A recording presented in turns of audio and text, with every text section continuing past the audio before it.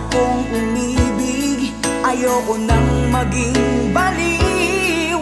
Ang nakaraang kabiguan gusto ko nang kalimutan.